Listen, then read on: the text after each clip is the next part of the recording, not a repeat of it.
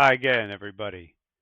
Let's wonder together a little bit more about play. And in particular, I'll wonder about play in the form of improvisational theater or improv. Let's take up just the concept or topic of play for the first part of our conversation today. I have a question for you all.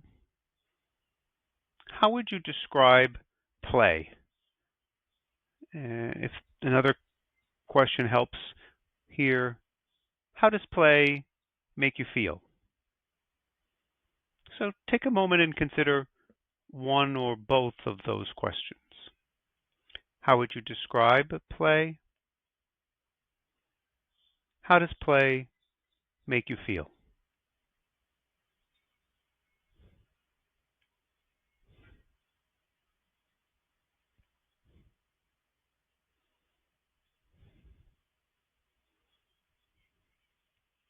As a graduate student, I interviewed different people, adults, about their play, and I often asked them to define what play meant to them,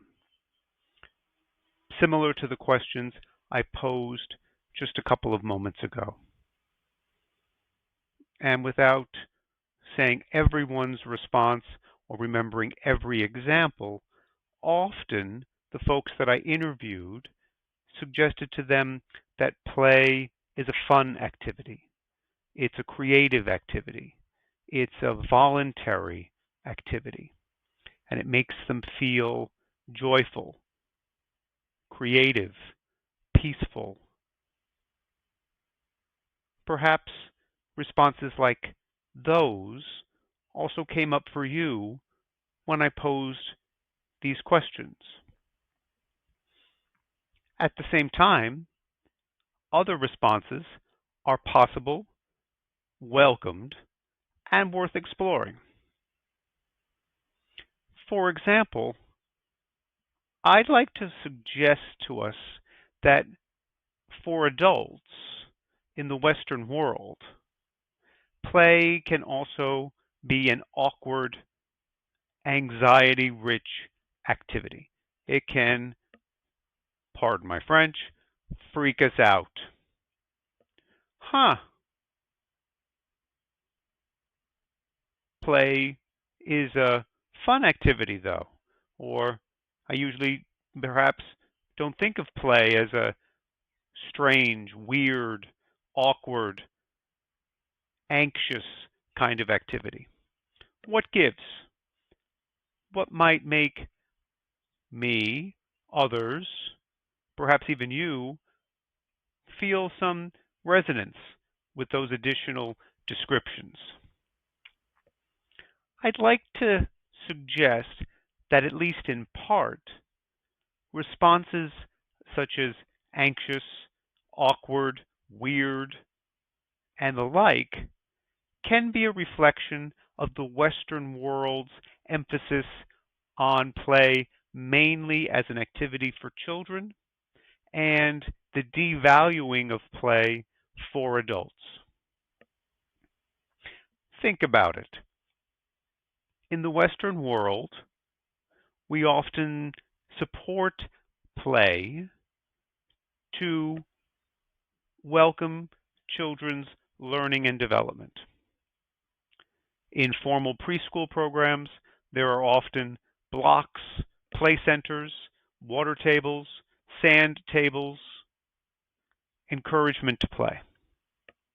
While this encouragement subsides significantly as children in the Western world enter primary and or secondary school, there are still some vestiges of it, such as snack time, recess, free periods in secondary school, or in school-sanctioned activities outside of school, like after-school clubs or after-school sports. The deep dive away from play moves us into adulthood and the emphasis really takes shape for work.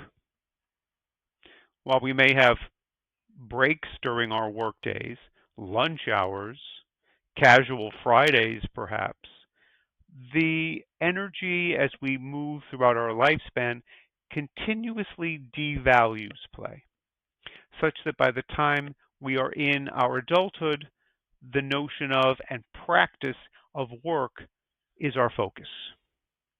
Not just as an activity, in many of the ways we speak about our lives. Think about it. Even as we are in our formal learning environments, we talk about having homework. As we move along in adulthood, we talk about having housework. We talk about getting work, going to work, doing work, good work. We go to gyms or parks to work out. We talk about having a problem with our lives and we need to work out a solution.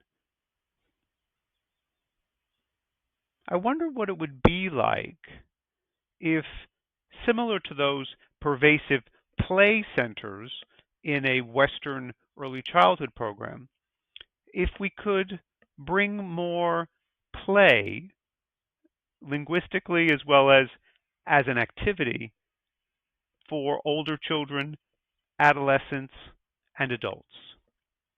Perhaps shifting our language from homework to home play, housework to house play. Working on a solution perhaps could also become, if not already is, playing with a solution, playing with possibilities. With the emphasis on work and the continual devaluing of play throughout our lifespan, perhaps we see play, if it at all exists for us, as a mere recreational activity, a respite from all of the other responsibilities that we have. It's a hobby. It's a break. It's something we can hold space for maybe on the weekend or vacation or perhaps even only when we retire.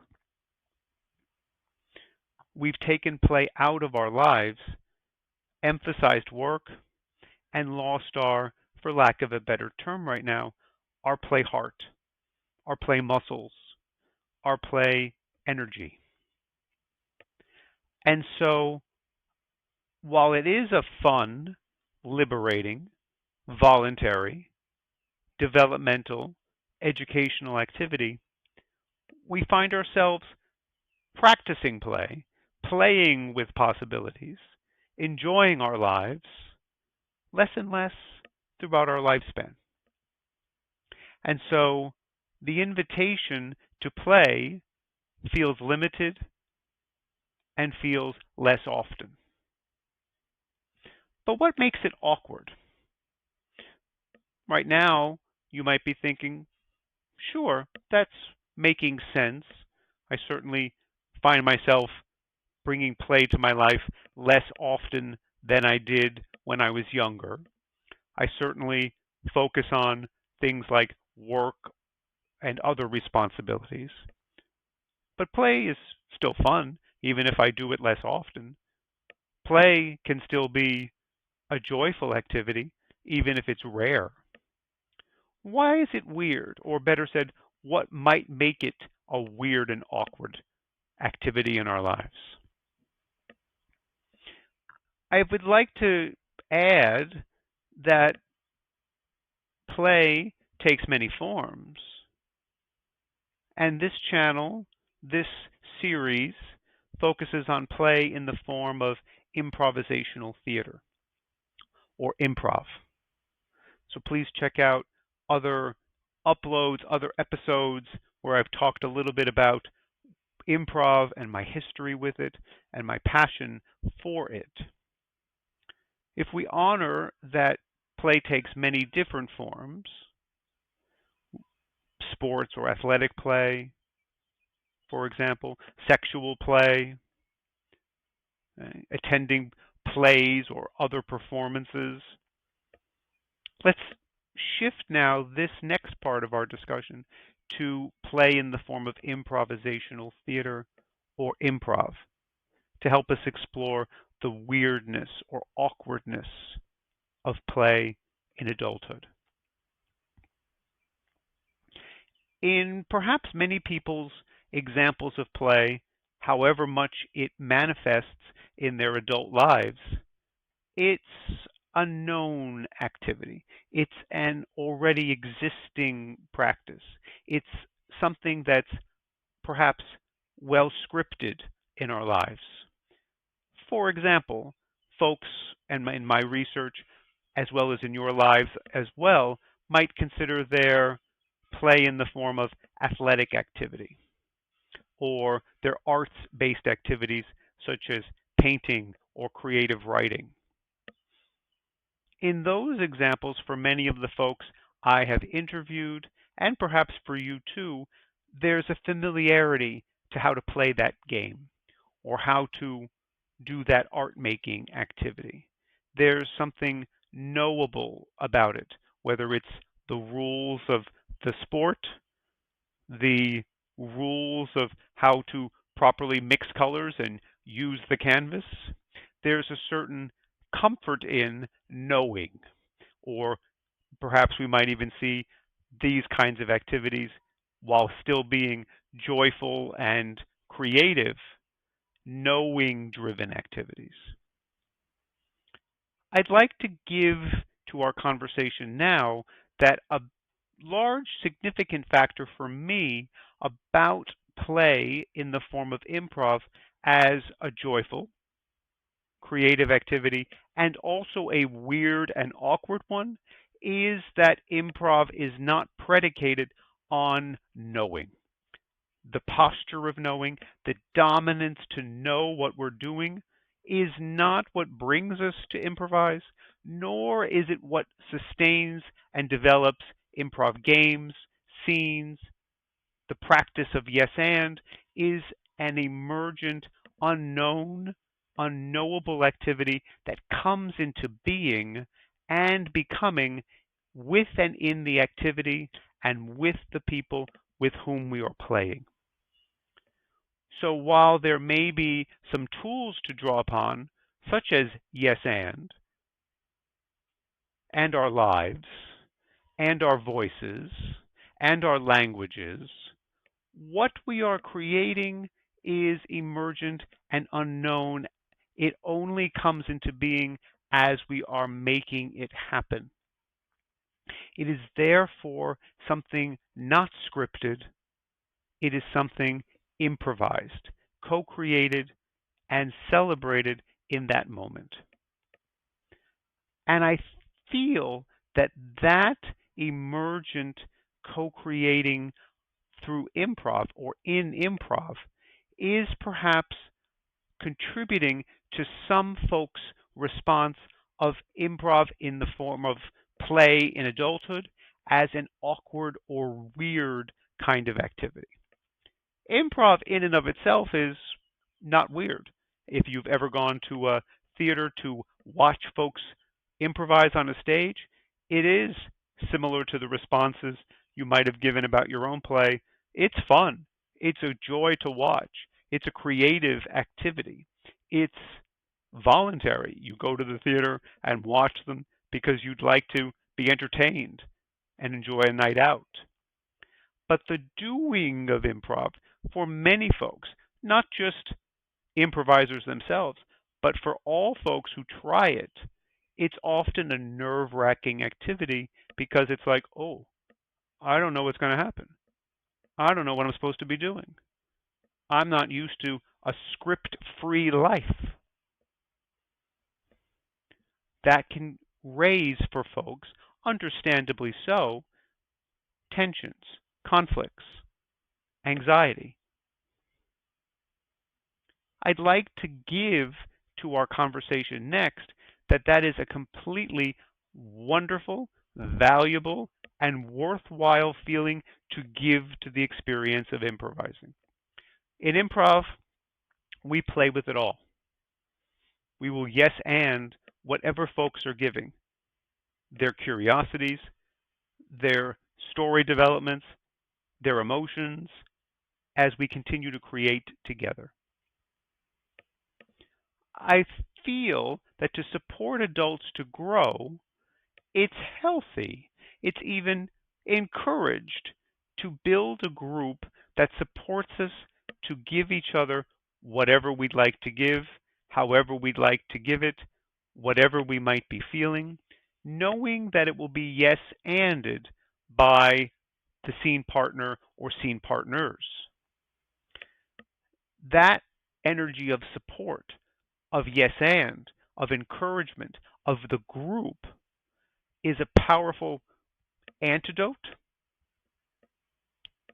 contrast to the anxiety that folks might bring to that open ended, perhaps to some even chaotic, improvised activity.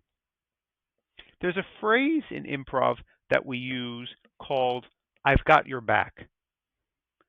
When we use that phrase, I've got your back, it's a message to our fellow improvisers that we'll take care of each other. Whatever we're going to do, whatever we're going to make up on stage, whatever we're going to play with in rehearsal, we'll look out for each other. What you give, I'll yes and. If I need help, I hope I can count on you to support our story, to support our game, to continue creating together. Therefore, the shift from the individual's anxiety or fear of the unknown to the group's emergent co-creation lets the problem, if such a thing exists, of anxiety or tension disappear. Because the group will take care of each other. The group is creating together. The group is going to grow and create and build improvisationally without knowing what we're doing. When we say, I've got your back, we don't know what forms of support people might need. We don't know even the ways we will support them.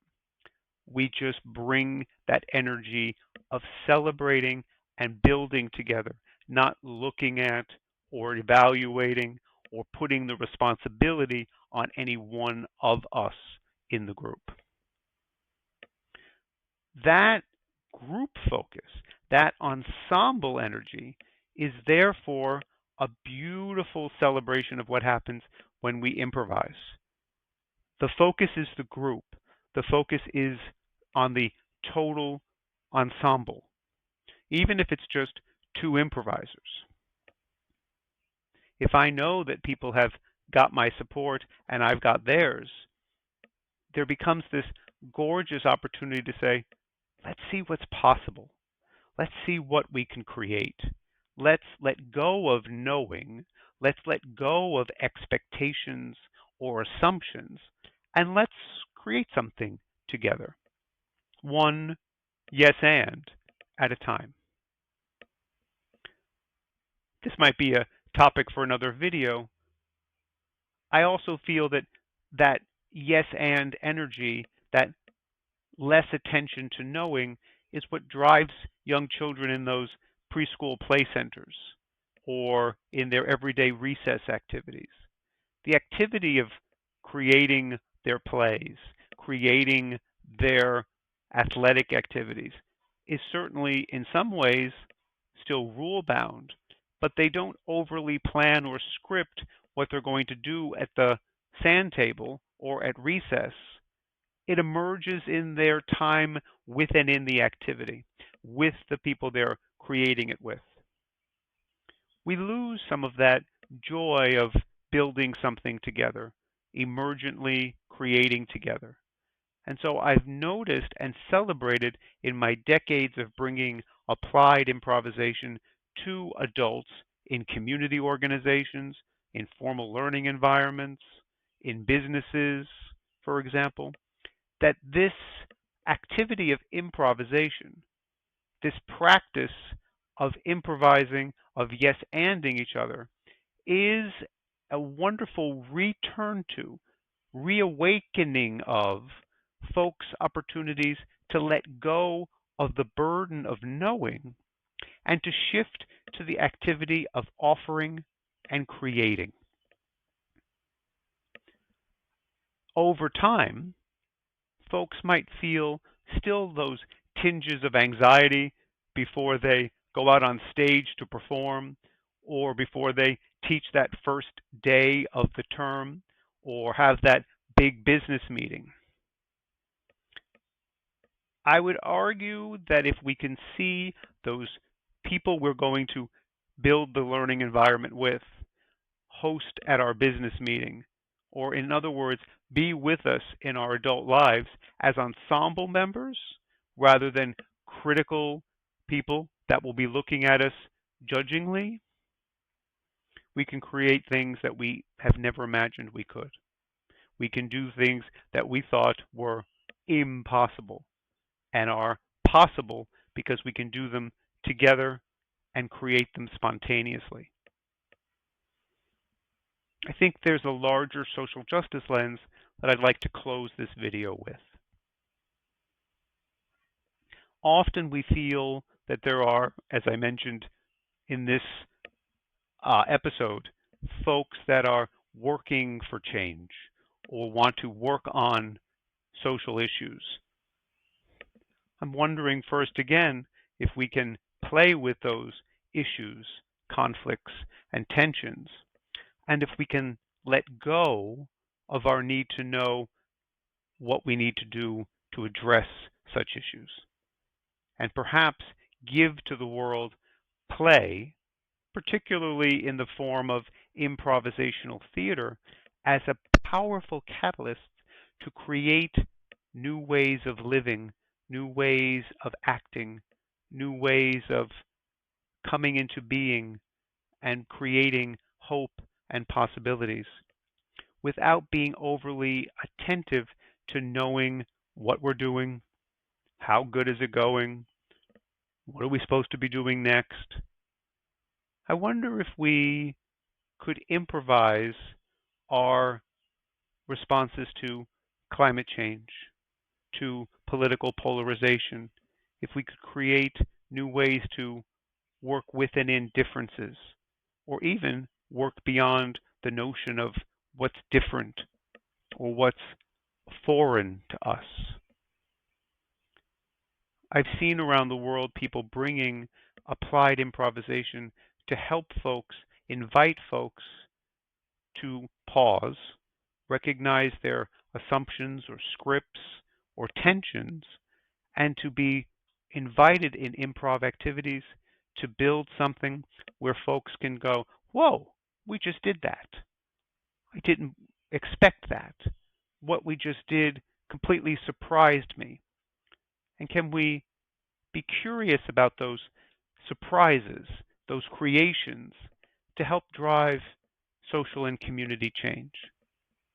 I've also co-created and witnessed such possibilities and invite you to see if and how play can be all of the things we've been talking about and more. Fun, liberating, nerve-wracking, exciting, collaborative, revolutionary. I look forward to hearing from you and wondering if and how play and perhaps improv theater can be catalysts for your learning and development and for the transformation of our world. Thanks, everybody.